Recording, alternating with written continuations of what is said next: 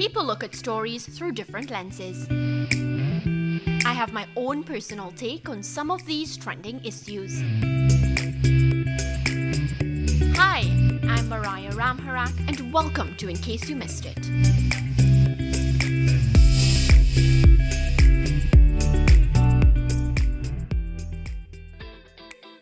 Welcome to our very special holiday edition of In Case You Missed It. Once again, it's the time of the year that we take the opportunity to look back at the events, special guests and interviews that have made for another memorable season.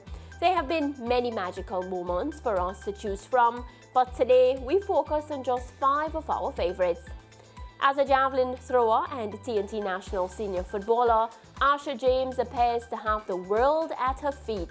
It was our pleasure when she joined us earlier to let us in on the secret of how she manages to balance it all. I think it comes naturally when you've been playing this sport and going to school from a young age. You learn how to, all right, you're training this time. When you come home, you have 2 hours before you get your full 8 hours sleep. So that's just how my schedule is. It's a bit tardy for anyone who now jumps into it, but if you've been in it for a long time, it comes naturally. What a wonderful example for up-and-coming footballers and other young athletes in this region. History was made this year at the Beijing Winter Olympic Games when Jamaica fielded 3 bobsled teams for the very first time. Among those representing the country was distinguished female bobsledder Jasmine Fenley-Victorian. Heading into her second games for Jamaica, the athlete was excited to be taking part in an event making its debut at the Olympics, the women's monobob. This is an event where it's anyone's game. The Olympics, I always say, is anyone's game, no matter how many medals or what you've done prior to entering the Olympics. Medals and best performances can happen to any team, but now with a new event where everyone is learning at the same process, the sleds are standardized, so that eliminates a lot of different things for different teams who have money or engineers to come into play. So it will be a very interesting new event, and I look forward to potentially this being something that can change the world of bobsleigh in general to allow more opportunities for smaller nations like Jamaica, Brazil, Panama, Trinidad and Tobago to flourish moving forward. Well, no year would be complete without a discussion on Whitney's cricket. Talented former youth captain Shimron Hetmyer continued to be a cause for concern. Hetmyer has battled fitness issues in years gone by, and this year, according to Cricket West Indies, missed out on playing at the T20 World Cup after being unable to make the team's flight on 2 separate occasions. Few would argue that Hetmyer is one of the most talented West Indies cricketers in a generation, but recent events, and for that matter, many issues over the last few years, should give even his most ardent supporters cause for serious concern.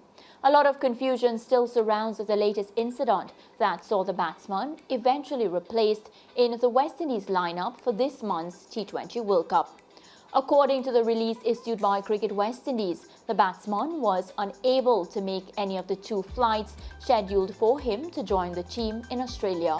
We know one of those instances was due to unspecified family issues.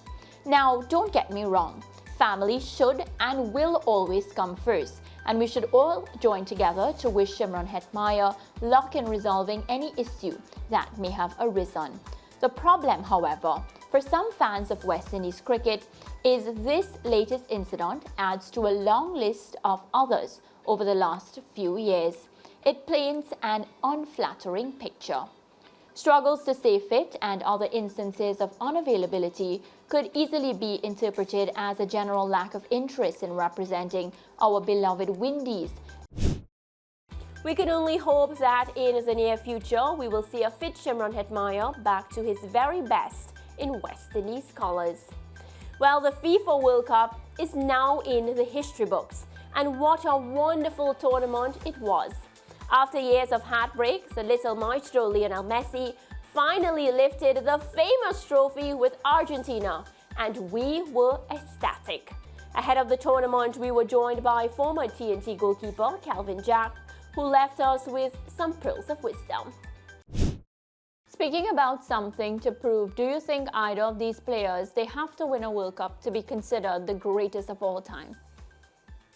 That's a very good question, Maria. I think if you want to compare Leo Messi and Cristiano Ronaldo to the likes of Pele and Maradona, I believe they will have to maybe win a World Cup. Now, Lionel Messi, make no mistake, this is a special player.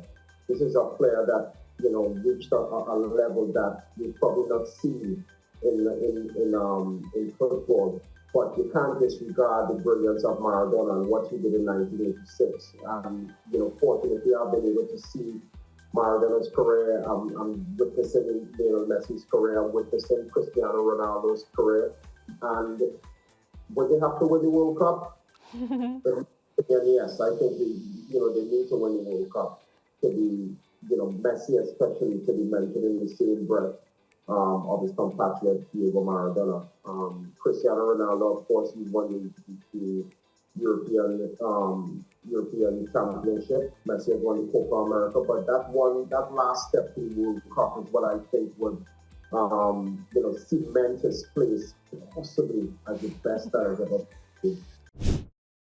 Well, sticking with football, we were also joined by a young player who many hope will be the next big Caribbean star, Dejon "Whisper" Richards. After an outstanding season with Kingston College in the Manning Cup, Whisper dropped by to share some of his thoughts on his performances this year and his hopes for the future. Many people have felt you should be included in the Jamaica national setup. How do you feel about that?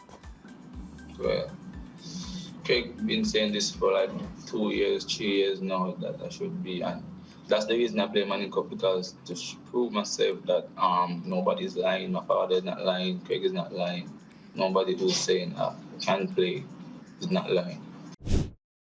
We hope to see Whisper and Jamaica along with Trinidad and Tobago at the next FIFA World Cup, which will be hosted jointly by the USA, Canada and Mexico in 2026. Well, that's a wrap for us and this season of In Case You Missed It. We were so glad that you were able to join us for the exciting year of sports that was. Don't forget to let us know what you think about this episode by liking, sharing and leaving us your comments. Have a Merry Christmas and a wonderful New Year. Goodbye for now.